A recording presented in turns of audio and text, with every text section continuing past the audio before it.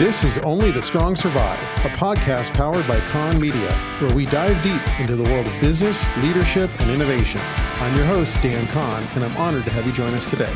So, let's get ready to learn some survival skills together. Hi, everyone, and welcome back to Only the Strong Survive. Today, we have Alex Pratt on the show. He is a pilot, a boat racer, and the CEO of Good Boy Vodka. With a lot of experience in manufacturing and marketing, Alex is leading Good Boy Vodka to new heights, blending quality products with a mission-driven approach. Please welcome Alex to the show, and I'm excited to hear some of your stories today. So, Alex, thanks for joining us. Yeah, thanks for having me, Dan. Nice to meet you, man. Likewise. So, just to kind of dive right in, kind of give us a little bit of background. I know you're kind of a serial entrepreneur, and you've done stuff in real estate and in marketing, and you've got some pretty cool mission-driven things going on at Good Boy. So how did this all start? What's your background? Background is trailer manufacturing. So we owned a 60-year-old trailer manufacturing company. We built everything from high-pressure vessels to truss trailers to oil and fracking pieces of equipment to just about everything with wheels on it we were building. And then towards the end of that, we started building small trailers, and we got into a whole small trailer gamut. It was building all kinds of anything pretty much from 100 pounds to 50 ton we'd build. And so we sold our company to private equity about 6 years ago now. And I worked for the private equity company for about 3 years and then started Good Boy kind of for fun on the side. And we were awarded a national distribution deal. And then I left private equity to do Good Boy full time. And then all this stuff started spiraling out of control. And so that's where I am today. And then, so now I do all kinds of stuff, obviously with Good Boy. And it's been fun. Yeah, it all happened by accident. What was the name of the trailer company? The name of the trailer company was called Pratt Industries. Okay, I've heard of them. And I assume that was like a family business that you were involved in? Yeah, I was third generation. Yeah. What was that like? We've actually had a lot of people on the show that have had some level of involvement either on the buy side or the sell side with private equity. How did you guys come to that decision? My dad was getting older and wanted to retire and, wasn't sure if I wanted to do trailers the rest of my life. And, just kind of was right timing, right place with the deal that happened. We got bought out by a kind of a smaller private equity firm. I don't think any private equity deals mainly go like really great, right? So, but it was fine. And my dad's retired now and he just doesn't know what I do. It's funny. He's always asking like, oh, how's that beverage company you was doing? So he's not really involved in it at all. But I think it was good growing up in that world because, we grew a small company to a big company and kind of went through all the hardships of, starting a company and growing it and maintaining it and dealing with employees. And so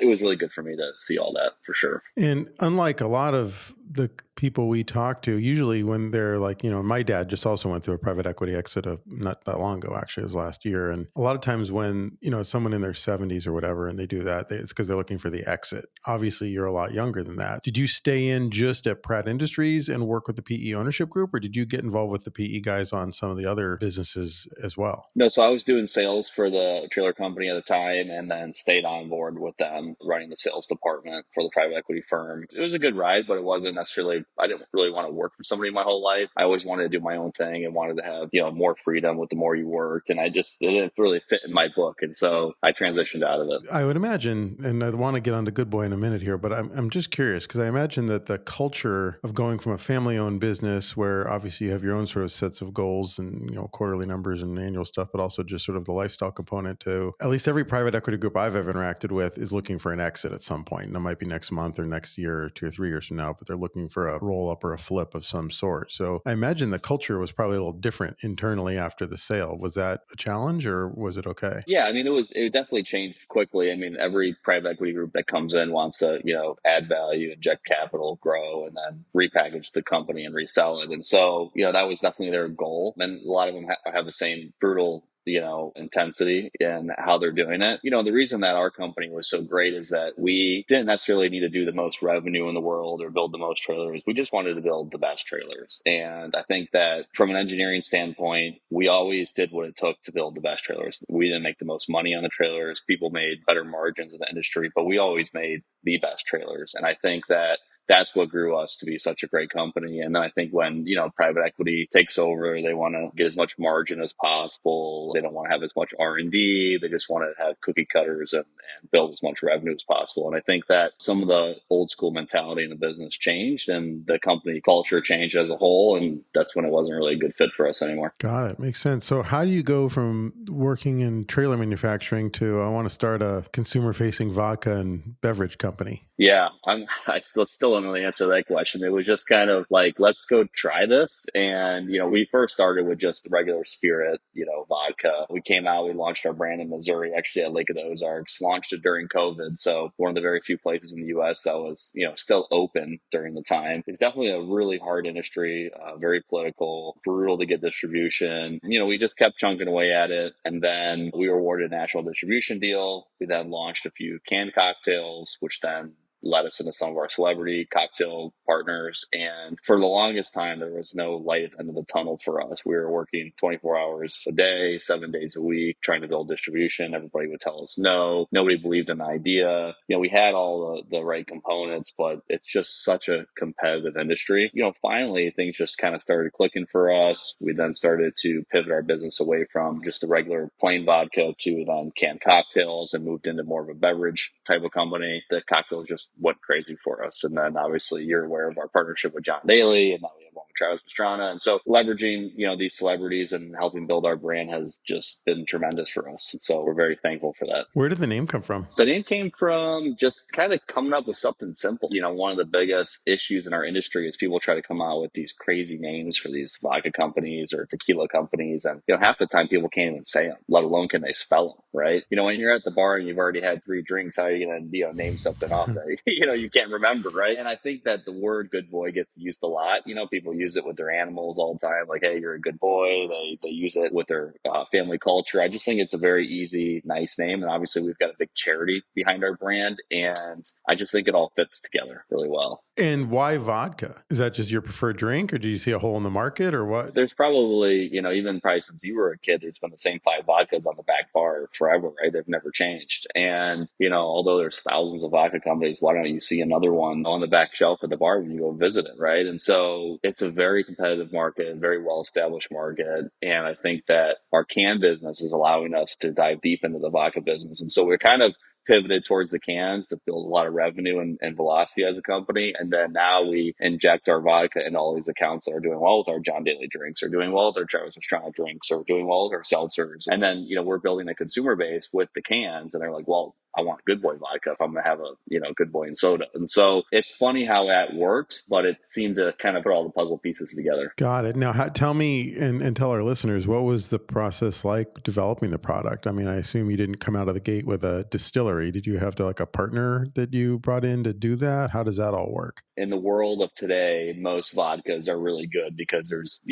exactly a process that you follow to make a really clean spirit. And so 99% of the brands in the US use what's called co-packers. The co-packers produce the product for you under your either ingredient package or your distillation process, et cetera. They ship it to bonded warehouses, and then from bonded, you ship it to distribution. They sell it to retail, you buy it from retail. And so that's kind of how the 3-tier system works post-prohibition. Yeah, so same thing with our RTDs, our canned cocktails, ready to drink cocktails. We also use co-packers, different facilities, but same process. It's interesting. I have a friend who is in the process of trying to launch a hard seltzer company and has been working on it for a couple of years. And that's not the industry that I'm used to working in. And just kind of talking to him through this process, getting alcohol into distribution, getting any product into distribution nationally is hard. Alcohol in this country is wild. And you just kind of touched on it a little bit. I want to talk more about it. But first of all, you've got different liquor laws and different taxation situations in every state and in almost every county. And then there's this weird kind of, I don't want to say mafia, but there is this weird distribution thing where there's just a handful of distributors that kind of have everything on lock, right? How do you, that seems like a really tough landscape to navigate. How do you do that? It's super political. It's super tough. Definitely the mafia type of language for sure. It's a very, very hard industry. Yeah. I think that I'd pick the hardest industry to go, because you got to, the guys that I'm competing against are like the Tito's of the world, right? That have $1 trillion marketing budgets. If I was a home builder, right? It's my analogy. If I was a home builder, I would compete against other millionaire home builders in my town. I wouldn't have to compete against, the trillionaire home builder that builds them, so it's a way different concept. And really, to establish market share and to take consumers from some other products, you have to have something that's better, is super differentiated in the market, maybe it's cleaner. And so we tried to figure out, okay, from a consumer standpoint, what do people look for in packaging, and what do people look for in ingredients. And so now in today's world, the consumer is much more health conscious. 5 years ago when you're shopping with your wife, she wasn't necessarily looking at the back of all the packaging. Hey, what's inside of this, right? Now you go in the supermarket and everyone's looking at the back of the can. Hey, what's in it? Is it all natural? Is it real fruit juice? Is it organic? That was a huge thing. Is it gluten free? That's a big thing going on now as well. And so, we just really took like, okay, from a packaging standpoint, consumers like X, and from an ingredient standpoint, consumers like Y. Okay. And then we just kind of try to put that all into one product backed by, our mission and a great tagline, and just kind of put it all together and put a nice bow on it for a consumer to buy it and try it. And then your liquid still has to be good from there, right? So yeah, it's tough for sure. There's a Peter Thiel quote, and he's the co-founder of PayPal and first investor in, I think, at Facebook, that I really like, from a book he wrote called 0 to 1, where he says, superior sales and distribution by itself can create a monopoly, even with no product differentiation. The converse is not true. And I think about that a lot, because it's interesting that, you could have a mediocre product with really good distribution and it's still going to sell okay. You could have a great product with no distribution and it doesn't matter how good the product is. No one's going to buy it. If you have both, you're going to win. And so I think you have an excellent product and you have great distribution. But I wonder, like, having seen other people in your space struggle to get that distribution, did it help that you're really good at marketing? Because I wonder, like, did that create enough pull at the bottom of the funnel that you could go to these regional distributors and say, look, this is what we're doing? Because, I mean, let's be honest, there's a lot of canned kind of pre-mixed alcohol beverages on the market already, right? So how do you differentiate yourself enough to get those distributors to say, oh yeah, I mean, we do need to carry these guys? It's tough. I mean, my analogy for what you just mentioned is like, you could have a gold bar and you could give it away for $1, but if you can't get it on the shelf, people aren't going to buy it, right? They don't have access to buy it. You have a product that saves people's lives, and if you can't get it to market, guess what? People don't get to buy it. It's super tough. And so, for us, it was just kind of grassroots, right? We started with Anheuser-Busch Group. They did well for us. We were then awarded a Walmart contract, which we had to have statewide distribution. So we used a bigger distribution company called Breakthrough Beverage. And then from there, we used the Southern Glazers of the world and the Johnson Brothers. And you just have to build one SKU at a time. You have to build your velocities. And so, we've got a program that shows us, okay, we sell our product into the retailer. The retailer sells the product, they restock the product, and then that customer comes back and buys the product again. And so once you get enough data rolling showing that, okay, the brand works. I don't know if it's the packaging or if it's the tagline or if the girl's like the cute little dog on the box or whatever it is, this business case is working, right? And so we just take that data and we show it to the retailers and we say, okay, for every 2 boxes of High Noon you sell, you're selling 1 box of John Daly or 1 box of Good Boy Vodka, right? But we're only in 12 stores and the High Noons are in 200. So give us more stores. So we just kind of use this pitch and try to help educate the buyers. Hey, listen, our product has, a lot of velocity and we're selling through, we need a bigger opportunity. And so every year we just kind of chase after more points of distribution and growing the brand. It's a slow burn for sure, but this last year we've just seen tremendous growth. But I think it's all because of the hard work and the distribution foundation that we built around it. So now we can go. For the longest time you're trying to go, but you don't have distribution to handle it. And when did the CSR, or the kind of the mission-driven component, was that from day one, or is that something you added in as you went? How did that come about? And can you tell us a little bit about what that program is? Yeah, I mean, like, we knew that, we always had to differentiate our brand above and beyond a great product and good packaging, right? And so for the longest time, and ever since we were kids, my dad distilled in us like, hey, you always need to give back. It might not come around tomorrow or next week or next month or next year, but it will come around. You always have to focus on giving back and helping people. And so, we came up with this tagline in our business, every pour helps a pup. And the idea behind every pour helps a pup means that a portion of our proceeds at our company, we give directly back. And so we're giving back to 2 main foundations when we started. One was Pets for Vets and one was Warrior Dog Foundation, trying to give back in a market where we were helping military veterans and animals, helping partner them so they can live a better life, etc. And so from there, like, our mission grew, right? Because we were growing as a company. And so I started my own nonprofit called the Good Boy Foundation. And the Good Boy Foundation now gives back to hundreds of charities. And we go above and beyond just warrior dogs and American veterans. We're giving back to all kinds of stuff. We document that on our website and we go into these hyper local areas and we try to make a difference, because it feels good. And not only that, people are taking notice to new brands that are more than just the next brand. They want to know, oh, what charities are giving back locally. And, obviously locally, then people know a lot of their own charities. And so we like to do that kind of stuff. And I think that was a big part for our success early. It's hard to go wrong giving back to helping dogs and veterans. I like where you're going. And Well, I'm like, hey, if you don't like American veterans and warrior dogs, you probably should, you're probably not American, right? So I'll admit the first time I heard of Good Boy, I mean, I think I'd heard about actually the boat racing side, and we'll talk about that in a few minutes, but didn't really make the connection. But the first time I really heard about the product was actually that interview John Daly did where he said he drank 40 of them in a day. So first of all, I was a John Daly fan back to when I was a kid, and he was fairly young on the tour and was kind of a bad boy back then, but he seems like he's having a moment right now. And you guys are clearly part of that. So walk us through that whole thing. How did that connection happen? What's that been like for you and the business? Because it's pretty wild watching it all come together. Yeah, I think John Daly's brand equity is at all-time high in his career right now. And I don't really know why. I think that he is kind of represents this unique, unorthodox person that has become very successful, right? He's not what you think a golfer would look like. He doesn't eat or act like what you think a professional golfer. And yet he's one of the best ever, right? I mean, he's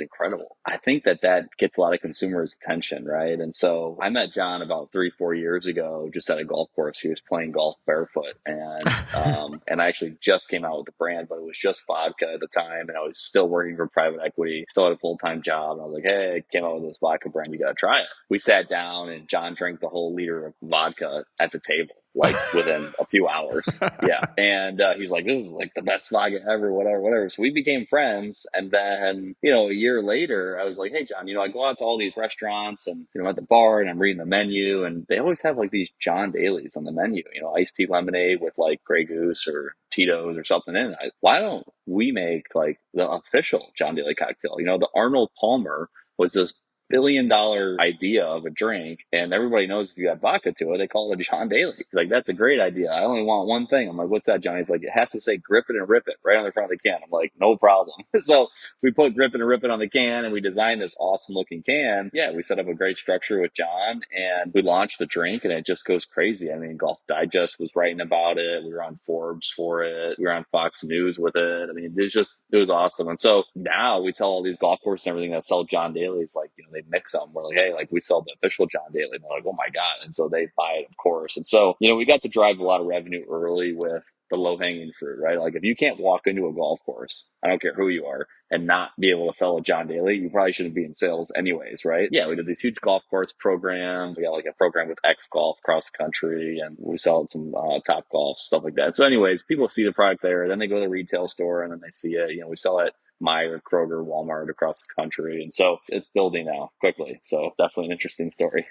And how is it working with a brand ambassador like that? I mean, authenticity is not an issue, I assume. So do you just let him off the chain and go do whatever you want, John, and let him be him? Ever since I met John and, obviously in the boat racing world and stuff, I get to meet like a lot of celebrities. And I never was really into or knowing about like a lot of country singers. And obviously John sings and he knows all the country singers. And like, I'm sitting next to these guys. I've got no idea who they are. I'm just not good at that kind of stuff. And once you get to know these guys, they're way different on and off camera. John is like the same guy always, and people think that he's like always drunk and he's really not like super crazy guy. Like he has a charity as well. Like he's truly a really good dude, like he definitely has this bad boy perception that he gives off, but I mean, we do great charity events together. He's a really good dude, but yeah, he parties like a rock star and he is exactly what people think he is for sure in that remark. But that's actually probably good for your brand, right? Like if you were selling insurance or something, it'd probably be a different deal. In my business, it's like gloves are off. Like as long as you're following the guidelines and the rules within regulation, go after it, And so I think John is he makes one post on social media, it goes viral. Like people just love this guy. Even celebrities, they have to like try to make stuff go viral. John's just so John, it's incredible. So let's pivot a little bit and talk about the boat racing thing. We had Azam on a couple episodes ago and he was talking about P1 and, I'd like to hear your background in boat racing and how that plays into the business. And obviously offshore powerboat racing has sort of a pretty wild rock star past going all the way back to the 70s and 80s anyway. So it's an interesting area. And also tell me a little about your race boat too, because it's pretty crazy. Yeah, Azam is a dear friend. He is awesome. I've been to London many times with him. He treats me like family. He's a really cool dude. So I'm glad you guys had him on your podcast. He's a great friend of mine now. I actually used to race motorcycles. I used to race super bikes, and I did that for a while. And always had the adrenaline junkie inside me, and, skydive, race, everything with wheels on it. I wanted to race. And, I lost some friends racing motorcycles. I had a decision like, hey, do I want to go overseas and race? Or do I want to go to college? And my dad's like, okay, you can go overseas and race and be a bum, or you can go to college and work for the family business, right? And so I was like, well, I don't really want to be a bum, so I guess I better go to college and get a job. So I did that, started working, and I bought my first boat. It was a 1987 cigarette cafe racer. And I thought it was like the coolest thing ever, right? Bought a boat for like 40 grand. I was like, well, I want to go to poker runs now. And so I had a girlfriend at the time. She was great, made the boat all perfect. It looked like a brand new boat, right? We show up to poker runs, and like all these guys have like these amazing new boats. I'm like, holy cow. When I went to that first poker run, I was like, wow, there's like more to this poker run stuff. Then I started going to poker runs. I started getting all kinds of different boats, faster and faster boats. I owned a 48 MTI, 1350, 1550s in a super fast boat. I mean, we do 170 in it for,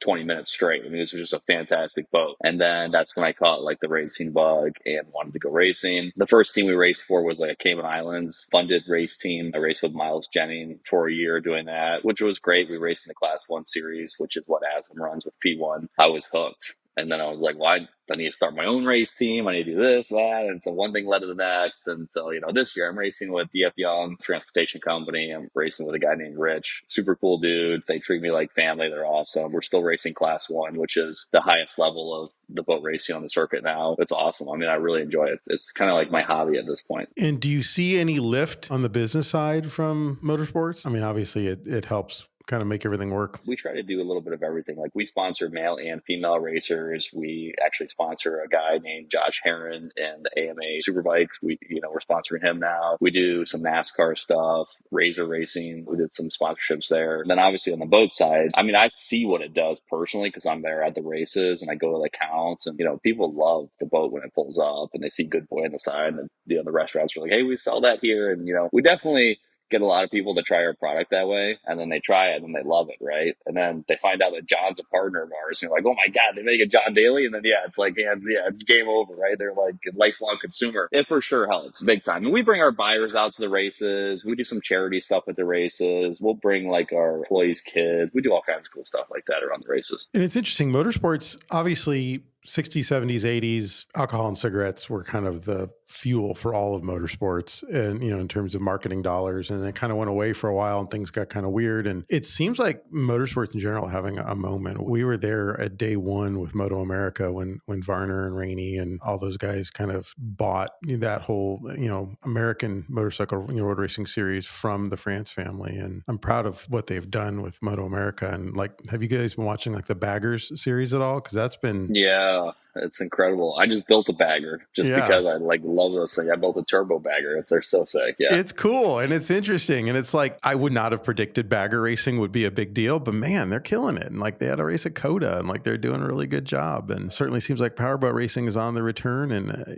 even the open wheel stuff in this country, I would not have predicted that F1 would do what it's doing right now. And it's been pretty cool to see it. Yeah, it's incredible what F1 is doing. I mean, that's just a whole nother level. It's like it's an outer space level of funding and managing and running a team. I mean, those teams have 800 employees. I mean, it's insane. Yeah, I mean, Asm's dad used to run powerboat racing before Asm started, and it was incredible. I mean, the party, he used to win a Lamborghini when he used to win. I mean, incredible stuff used to go on. And I think that their vision is to bring, Class 1 back to that level, right? Where you've got TV coverage, which we do now. We're on Mad TV this year, but prize money, et cetera. So they're doing a great job at it for sure. So tell us, with a brand like yours and with a company like yours, how do you grow? Is it continuously introducing new product? Is it just trying to increase your distribution footprint? Is it everything? And what's the kind of long-term goal? Do you want to just stay in this business? Is it to build something and then flip it and then start again? What's your kind of... Sell like Casamigos for $1 billion? Yeah. We've got no, plans to sell or anything. We're just building a great business. It has a big charity piece behind it. We want to continue to give back and just do really cool things. I think innovation in our industry is really important. You got to stay ahead of the curve for sure. I mean, teas and tequilas are the hottest thing. They call it TNT right now. They're the hottest SKUs that are taking all the consumers, and obviously tea, right? So it's like perfect timing. We hit it right on the head with that one. We've got some tequila RTDs coming out. We've got some innovation with some additional celebrities coming. So, just things like that really help us grow our business. But the main thing is just growing distribution. 2 years ago, we were selling in one state. Today we're selling in 30 states. And last year, this time, we were probably selling in 7 states. So we've done a lot in just the last year. I left private equity to do this full time, and we've been hammered down, right? We plan to be a national brand in the next 12 to 15 months. We want to have all 50 states open, entire coverage of the whole US. And we want to sell at every major retailer, right? And we want to be an everyday shelf item. And that's kind of our dream with the business. That's really cool. And how many employees do you have? Right now, we've got just less than 50 employees. That's great. That's actually really good. And is everybody kind of distributed, or is there like an office somewhere? Is it? Yeah, no, I mean, like in our business, everybody's got to work in their own markets. Everybody asks the question like, "Hey, where's Good Boy headquarters?" I'm like, "Well, I'm not really sure where it is." We've got our own warehouse and we just store like our trailers and boats and stuff like that, and all of our marketing stuff. Everybody works in their own market, right? So we've got all the senior team that's distributed all over the U.S., and then all of our regional guys manage like maybe 5 or 10 states each, and then they have sales employees and key account managers in each state. It's busy for sure. It's a lot of Zooms and emails. And do you have to have co-packers making different versions of the product for places like Utah and some of these states that have sort of like unusual regulations? No, just the labeling requirements are different. The product itself is the same. Who's like sitting in a lab or in a kitchen somewhere trying all this stuff? Do you get to do that? Yeah. So we go to like what they call like flavor houses and development houses, and we say like, hey, we want a strawberry whatever, but we want it to fall within these requirements. We want it to be less than 100 calories. It needs to be no carbs. It's got to be gluten free. So we give them the parameters, and they're like, okay, we can make you a strawberry hibiscus within these parameters. Here's your 10 flavor profiles, and then we're like, oh well, we need more of this, less this, and so we just sit there for a whole day every time we try to make a new product, and hopefully by the end of the day we're close. If we're not, we try to do a few through mail or come back, and that's kind of how we develop our products. It's definitely a time consuming process innovating and coming out with new products. That's pretty cool. Sounds like a fun job. Yeah.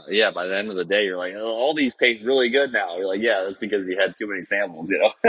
So you're doing some interesting stuff, and you've got the name on the side of a 4,000-ish horsepower race boat. You're doing stuff with Travis Pastrana. You're doing stuff with the most legendary bad boy of golf ever. You're clearly not taking a traditional route to marketing. Was there like an intent to that? Did you sit down at the beginning of this thing and write out some sort of a marketing sales plan, or has this been sort of organically just kind of coming together as you meet people and opportunities present themselves? Yeah, definitely the latter. I mean, I guess a lot of this is like what I like to do, right? Which isn't always the right thing. And so like I like cool stuff and I like going fast. I want to be the finish line as fast as possible. And so like we're building our company way different than a lot of companies in our space are built. Traditionally, beverage companies and spirit companies go deep in markets before they go wide. And so they're like, okay, I want to dominate Michigan. So they start in Michigan, they get every single mom and pop restaurant and retailer. And they're like, okay, once everybody knows about our product, we'll go to Indiana. And when everybody knows about our product in Indiana, we'll go to Illinois, right? They just try to have these neighboring states. And for us, I'm like, no, I want to have a national brand like overnight. And I want to be in every major retailer like overnight. And they're like, well, it doesn't really work that way. I'm like, well, that's what we're going to do. And so like we started opening all these states, and then the big retailers were like, oh, well, now that you have these 12 states open, can you do Meyer for these states? And we're like, yep, we got them all open. So I think for our brand, what we're doing that's way different is, and Forbes just did an article about this on us, is that we're going very wide and then we're going deep. So we're building like this huge foundation. And then once the foundation is built, when people are finding out about our product from California or New York, they can then go find it, right? And so we're going to go really wide, and then we're going to have a big marketing spend. We're going to drive a lot of awareness to our brand. And that's kind of what's happening now. Like people are buying it in all 30 states. We're trying to expand as quickly as possible, because then you get the call like, I'm in Oregon, I want to buy your product. Like, well, we don't sell there yet, And so it's kind of continuing to drive us to go wide. And I don't know if you've thought about this, but something that I've kind of thought about while looking at your brand and your products is it seems like today authenticity is more important than ever before. Just online shopping and social platforms and everything else. People have access to so much, right? So, there's a lot of sort of ready to drink canned cocktails on the market, and like they walk into a Whole Foods or a supermarket or a Meijer or whatever, and there's like a whole refrigerated aisle full of them. It seems like, there are some certainly that taste better than others, but it's really kind of comes down to like brand and authenticity and what do people connect with. And they have to kind of go looking for your product rather than sort of accidentally happen across it. So it sort of feels like what you're doing, whether it was intentional or not, is resonating with people because it is sort of real versus some of the brands out there that they're trying to sort of be everything to everybody all the time. And especially with all the kind of woke stuff that happened for a while there. And thankfully we seem to be moving past that, where everybody was like trying to sort of appease the masses. And that's a hard thing to do. And it'll end up kind of, in my experience, blowing up in your face. But if you can just sort of be authentic and be yourself, I think most people respect that and they connect with it. Yeah, for sure. I mean, for us, it's like we're not building a rocket ship here, right? We're not trying to go to the moon. Like, it's a pretty simple business. It just, there's a lot of nuances that we have to cross to get that package to the store so that you can buy it. And so, obviously the celebrities have helped, right? John Daly's demographic, I think, from an 8-year-old to an 80-year-old, they all know who John Daly is, right? They all like golf, right? And then when you look at Travis Pastrana, he's like the most legendary motorsports guy of all time, right? And so I have these two widely different demographics that now come together into one brand. And when you do that, I'm capturing just a lot of consumers doing that. And some people that like Travis Pastrana maybe don't even know who John Daly is, or vice versa. And then when they find out about each other and then they try each other's products, I just think as a whole, our company gets to experience that growth. Yeah, I don't really know